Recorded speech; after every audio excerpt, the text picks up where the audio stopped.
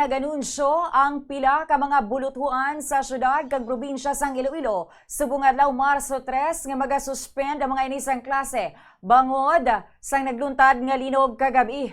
Yari ang listahan sa mga deklarar o kung nagdeklarar sang class suspension. Sa siyudad sang Iloilo, nagkanselar sang klase ang Iloilo National High School, ang University of San Agustin, tanan nga level, kag ang Iloilo Science and Technology University o kung ISATU main campus sa tanan man nga level. Sa probinsya naman sang Iloilo, nagdeklarar man ang mga banwa sang uton kag ang tubungan.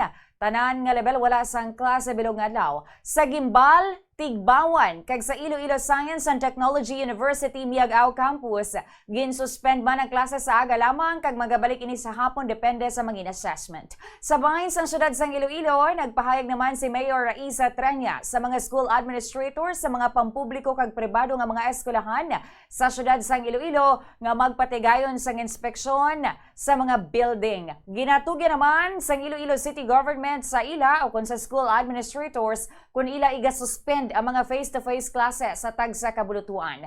Ginhatagan sa immediate instruction ng Department of Education, pinaagi sa Disaster Risk Reduction and Management focal person sa kada eskwelahan nga mag-inspect gid sang school buildings kag classrooms antes magpasulod sa mga estudyante kag sa manunudlo para ina sa private kag public schools bilang kabahin sang protocol sang syudad. As of the latest information, nakapatigayo na sang inisyal nga rapid structural assessment ang Office of the Building Official sa mga merkado, mga condominium unit kag sa business process outsourcing o kon BPO buildings. May minor cracks nga naobserbaran sa alkalde kag wala sang dako nga structural damage nga nakitaan. Ginapanawagan sang Iloilo City Government nga mag-report gilayon sa otoridad, partikular sa Office of the Building Official kung may nakitaan nga mga litik o kon visible structural concerns para nga ma-evaluate sa gilayon.